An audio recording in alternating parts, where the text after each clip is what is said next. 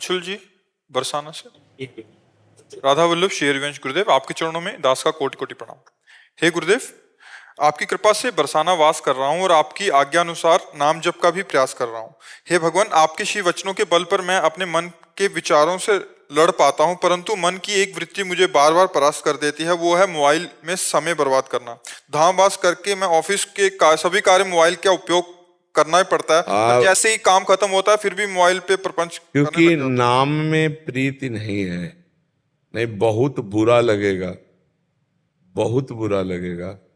जिसके संग से हमारा भजन छूट जाए, वो व्यक्ति, वो वस्तु, वो पदार्थ, वो वृत्ति दुश्मन की तरह चुभती है भक्त को। जाके प्रिय राम वैदेही तजिए ताहि कोटि बैरी सम यद्यपि परम स्नेही। करोड़ों दुश्मन के समान उसका त्याग हो जाए। तो मोबाइल शत्रु नहीं है, मोबाइल मित्र है। मोबाइल से आप एकांतिक सुन सकते हैं, मोबाइल से आप सत्संग सुन सकते हैं, मोबाइल से आप भागवतिक बातें भी तो देख सकते हैं। तो आप भागवतिक बातें क्यों नहीं देखते जब भक्त हैं? आप गलत क्यों प्रयोग करते हैं? मान लो गेम खेलना, इधर उधर के सीरियल देखना, इधर उधर की बातें देखना, वो आपके ऊपर है ना। तो आप शासन कीजिए अपने ऊपर। आप इतनी छूट, अरे जब 25 वर्ष 30 वर्ष पहले मोबाइल की रचना नहीं हुई थी, तब क्या भारत ने जी नहीं रहा था क्या कोई? आज मोबाइल रच गया तो सब इंटरनेट में ही, मोबाइल में ही प्रपंच देखने में समय नष्ट करते हैं। वो सहयोगी भी है, उसमें गुण भी है। अब पहले था कि किसी को खबर भेजनी है तो कार्ड, पोस्ट कार्ड डालकर महीना 15 दिन में चिट्ठी पहुंचती थी, मिनट के अंतर में अमेरिका में बात कर लो। कितना मतलब सहयोग हो गया। वो जब कभी कोई इमरजेंसी होता था तो तार आता था, तो बोले उनके यहाँ तार आया है, कोई घटना जरूर घटी है। अब यहाँ 1 मिनट में लगाओ नंबर, कहीं भी बात कर लो। तो मोबाइल हितकारी भी है। मोबाइल से केवल नुकसान ही नुकसान हो ऐसी बात नहीं है। मोबाइल से ही सुनकर आप लोग जुड़े हो, मोबाइल से सुनकर आप लोग आए हो। नहीं तो हमारे सत्संग को इतने लोग बैठे हैं, अगर यही जो बात हम आपसे कह रहे हैं ये कई लाख लोग सुनेंगे, मोबाइल से सुनेंगे ला। ये कई लाख लोग तो यहाँ नहीं बैठ सकते, छोटी जगह है, लेकिन इसका लाभ बड़ा हो रहा है। भारत के लोग, विदेश के लोग भी इसको सुन रहे हैं, मोबाइल से तो सुन रहे हैं। तो मोबाइल को हम दोष ना दे, हम मोबाइल में दोष दर्शन न करें। मोबाइल में जो दोष भरा हुआ है उसका दर्शन न करें। कितना बढ़िया है। कल क्या सत्संग हुआ था अभी आप सुन लो मोबाइल में। 1 महीना पहले क्या सत्संग हुआ था वो भी सुन लो। तो मोबाइल बुरा नहीं है, मोबाइल का प्रयोग बुरा आप करते हो तो बुरा है। इसको तो बहुत ये चुभना चाहिए, ये कष्ट होना चाहिए। अरे यार समय बर्बाद हो रहा, समय से कीमती क्या चीज हो सकता है? ये फिल्म है, ये सीरियल है, ये नौटंकी नाटक है, ये हंसी मजाक की बातें, हमारा समय बर्बाद हो रहा है। हम नाम जप करेंगे, हम सत्संग सुनेंगे, और जब मन कह रहा है कि हमको ये देखना ही है तो धीरे से बटन स्विच वाली में तुम्हारा अंगूठा जाए, ऑफ कर दिया, नहीं देखेंगे। ऐसे जिद्दी स्वभाव बनाना पड़ेगा। मन कह रहा है अब ये सीरियल देखना है, अब हमको गेम खेलना है, अब हमको ये, हमारा हाथ सीधे ऑफ में जाए, मोबाइल ऑफ कर करके रख दिया, नहीं देखेंगे। राधा राधा राधा राधा ऐसे लड़ा जाता। अगर लड़ोगे नहीं तब तो फिर गिरा देगा, फिर धीरे धीरे गंदी बातें देखने लगेगा मन, फिर गंदा व्यवहार आ जाएगा, आ जाता है। हमको केवल जितना सुनना है उतना सुनना है, इसके बाद उसको बंद करके रख देना है। ज्यादा मोबाइल का प्रयोग, कुछ लोग तो लगे ही रहते हैं मोबाइल में, बात कर रहे हैं तो 20-20 मिनट बात कर रहे हैं मोबाइल से भी। आवश्यक बात बोलो, इसके बाद बंद, राधे श्याम। तो हमें लगता है कि मोबाइल दोषी ही नहीं है, गुण भी है उसमें। गुण को स्वीकार कर लो, दोष का त्याग कर लो। हाँ, बढ़िया बात है। आप वैसे बहुत साधक के लिए महाराज जी बहुत एक दुश्मन की तरह हो गया हमारे जी। हाँ, सबसे बड़ा दुश्मन हो गया महाराज जी। बाहर के संग से बच सकते हैं, बट इतना प्रपंच हो गए, रील्स वगैरह, इंस्टाग्राम आदि, हमसे बच्चे मिलते रहते हैं, एक रील में घुस गए तो देखो, एक दृश्य अजामिल ने देखा जंगल में, बस उसी दृश्य ने अजामिल को व्यभिचारी बना दिया। अब मोबाइल में हर दृश्य है, आप जो सर्च करो वो सब आ जाएगा।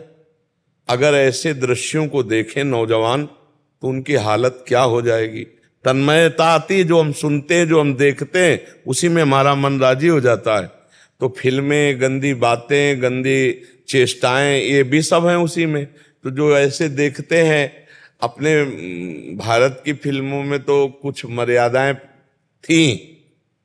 अब धीरे धीरे कोई ऐसा सीरियल नहीं जिसमें गंदी बात न दिखाई जाए, कोई ऐसा सीरियल नाटक नहीं जिसमें गंदी क्रिया को एक सीमा तक न दिखाया जाए।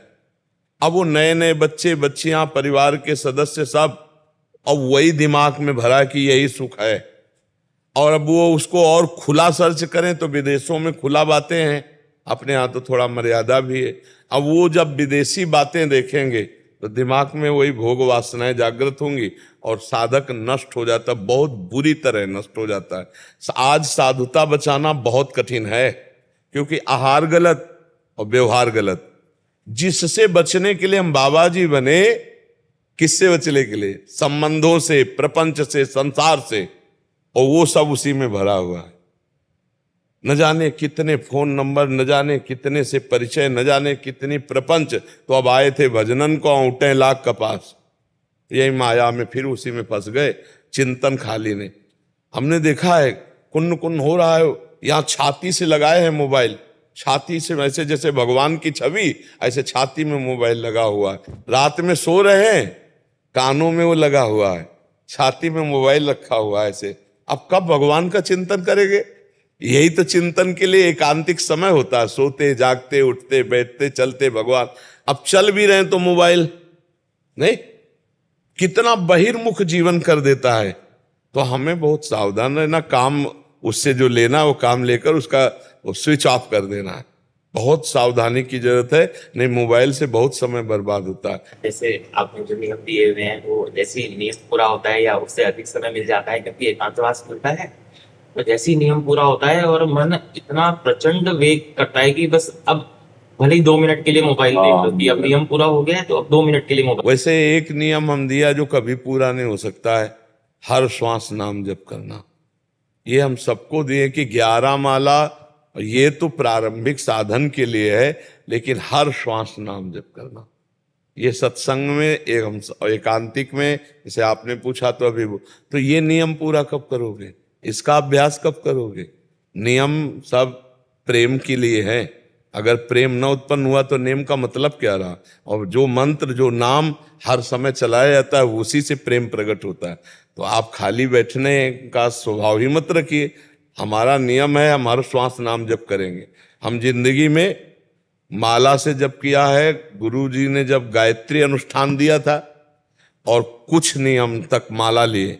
इस बार हमारा जिंदगी में एक ही लक्ष्य रहा है कि हम 1 मिनट भगवान का विस्मरण नहीं होने देंगे, इसलिए माला भी नहीं।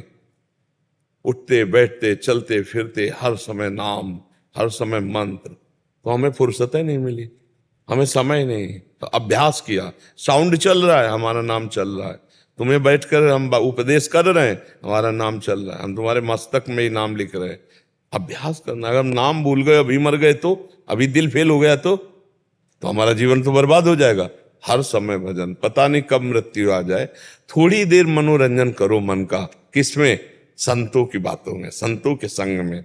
सत्संग चला लिया, एकांतिक सुन लिया, या भगवान की कोई परम पवित्र लीला कथा। जैसे हम कहते हैं कि रामायण आप देख लो, आपकी हानि नहीं होगी।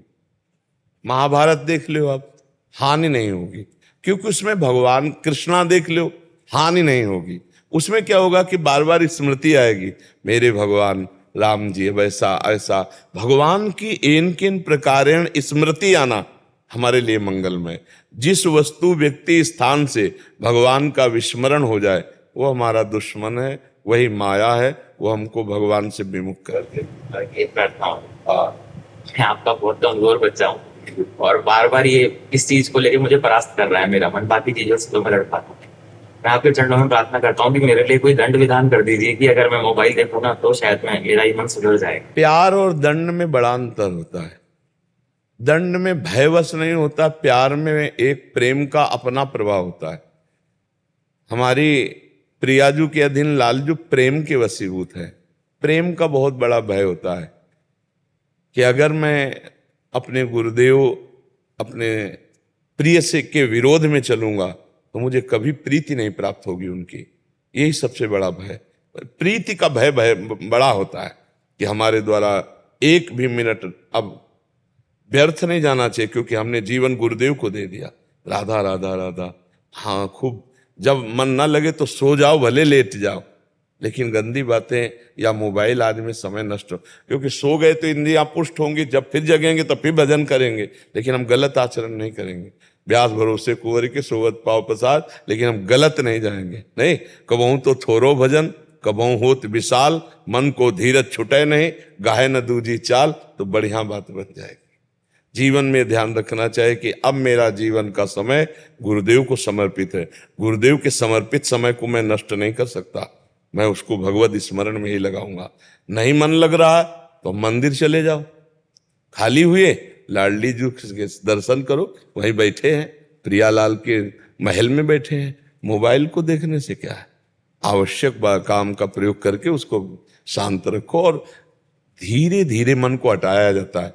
आज से मोबाइल एकदम नहीं देखेंगे, फिर परेशान हो जाओगे। आप आधा घंटा देखते हो, 10 मिनट छोड़ो, 20 मिनट देखो, फिर 1 महीना व्यतीत करो, फिर 10 मिनट और हटा दिए, अब 10 मिनट देखा, फिर 5 मिनट हटा दिए, फिर बंद कर दिए। ऐसे जीता जाता है विषयों में। जो एकदम कसम खा लेते हैं 10-20 दिन के बाद एकदम टूट के फिर उसी में गिर जाते हैं। विषय धीरे धीरे छोड़ा जाता है, भजन बढ़ाया जाता है और धीरे धीरे छोड़ा जाता है। आज के बाद एकदम कसम खा ली मैं ऐसा नहीं करूंगा, नहीं चलेगा, महीना 2 महीना मुंह भरा गिरोगे। धीरे से उसे धीरे धीरे क्रम करके जितना छोड़ते चले जाओ, फिर उसको दोबारा स्वीकार ना करो तो विषय पर विजय प्राप्त कर लोगे। समझ गए?